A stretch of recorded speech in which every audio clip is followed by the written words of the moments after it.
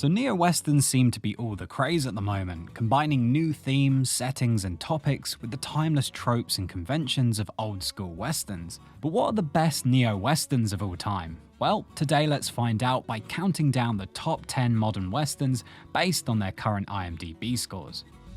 At number 10 we have The Mule, a 2018 neo-western directed by and starring Clint Eastwood. Now the film is based on a true story about an elderly World War II veteran who became a drug mule for the cartel back in the 80s. So it was sort of the perfect role for the similar-aged Clint Eastwood, who plays Earl Stone, a broke man in over his head whose success as an unlikely drug smuggler immediately draws the interest of the DEA, forcing Earl to make a moral choice between siding with the law or his gang. So straight away you can sense how spaghetti westerns have inspired The Mule, with a morally grey hero walking the line between right and wrong amidst two warring factions. And so Eastwood is really in his element here, riffing on the themes and iconography that made him famous, leading to the third best box office opening of his career. Now that's not to say The Mule is perfect, especially pacing wise, but overall it's a good watch and certainly worth your time. At number 9 we have El Camino, a 2019 neo-western movie follow-up to the much beloved TV show Breaking Bad. And so the film follows Jesse Pinkman in an effort to clear up what happened to him after the dramatic conclusion of the Breaking Bad finale. And this sees him dodging the law while desperately trying to gather together the funds he needs to start a new life, or dishing out some revenge along the way.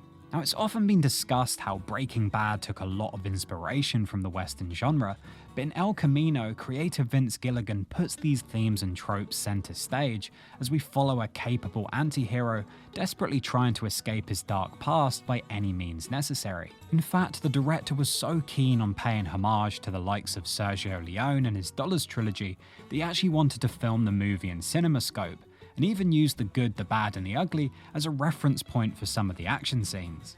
So for Breaking Bad fans, El Camino is a must watch, and for everyone else it's a great self-contained neo-western full of sweeping landscapes, complex characters and tense standoffs. At number 8 we have The Three Burials of Melquiades Estrada, a 2005 neo-western directed by and starring Tommy Lee Jones, who himself is no stranger to westerns. And in this movie he certainly pays tribute to the genre, almost as much as he subverts it, in this powerful morality tale based on a true story about the real-life killing of a Texas teenager on the American border.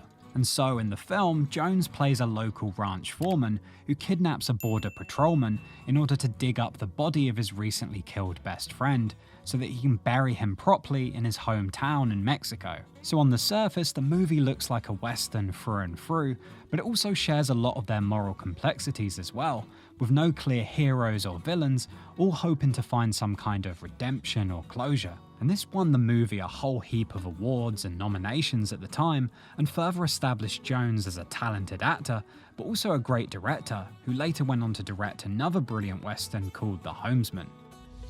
At number 7 we have Mud, a critically acclaimed 2012 neo-western starring Matthew McConaughey. Now around this time the actor was really trying to kickstart his career again with a view towards more serious and gritty roles in the likes of The Lincoln Lawyer and Killer Joe, but Mud very much felt like the key to his resurgence just before True Detective and Dallas Buyers Club. The reason being is that in this case he absolutely nails the role of the mysterious grizzled drifter who happens to be called Mud and befriends two local teenagers that try to help him reunite with his true love, despite him having vigilantes and the law hot on his trail. So again, Mud very much riffs on a lot of Western tropes, with its complex anti-hero on the run and its vision of a rundown, untamed America. And at the time, this earned the movie a lot of awards buzz, a strong box office opening, and critical acclaim. Yet Mud often feels overlooked as a neo-western and as a movie in general, so if you've never heard of it before, it's well worth a watch.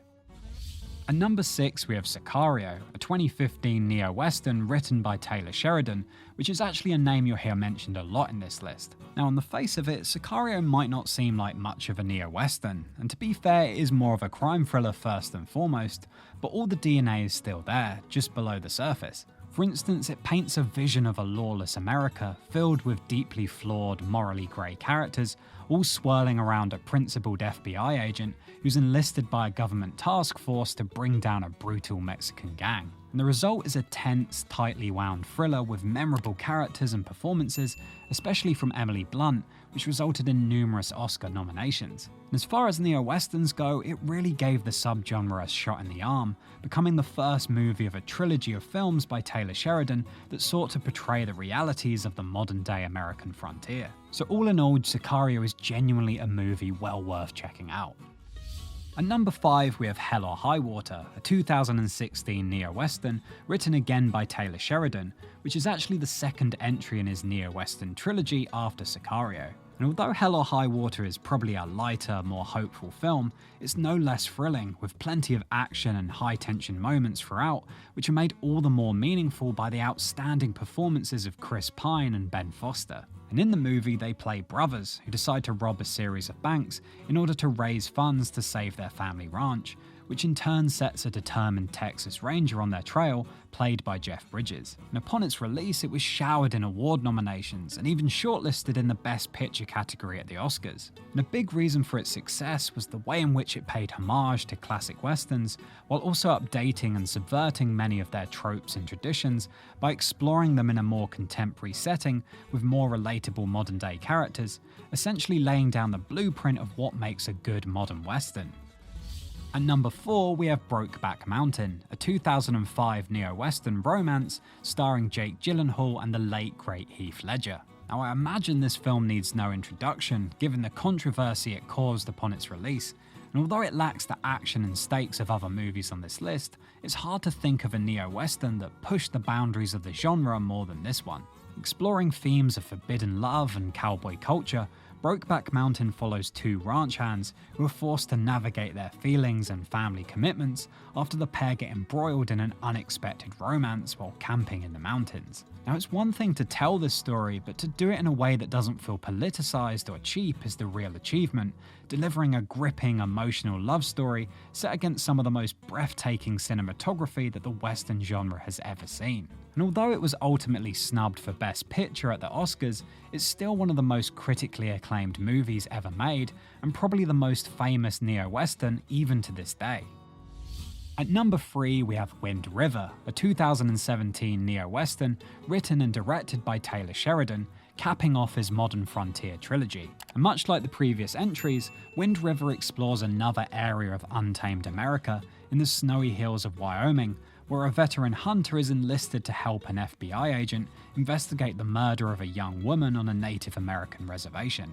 The result is a film just as gripping and suspenseful as Sicario, with all the strong character work and emotion of Hell or High Water. So Wind River is arguably where Taylor Sheridan perfected the neo-western recipe, ahead of his acclaimed work on Yellowstone. So if you're a fan of that series, then you should definitely give this one a try.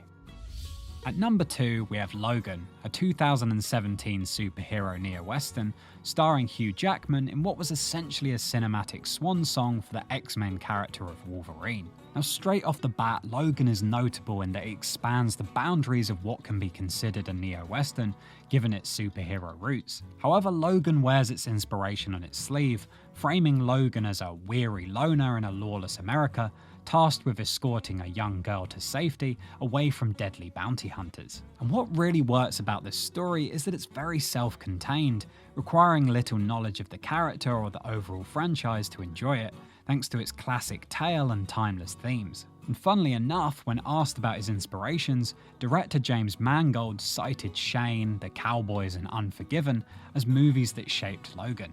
And it shows, as he uses a lot of their themes and motifs to stunning effect throughout, resulting in the best X-Men film to date and one of the most commercially successful neo-westerns of all time. So if you're a fan of the genre but maybe not superhero movies, I'd still give it a try, as it might well surprise you. So finally, at number 1, we have No Country for Old Men, a 2007 neo-western written and directed by the Coen brothers. Now, for anybody that's followed the pair's careers before or since, will know that the Coen brothers have a great respect for the western genre, so much so that if anyone was going to reignite their popularity, the safe bet would be on them.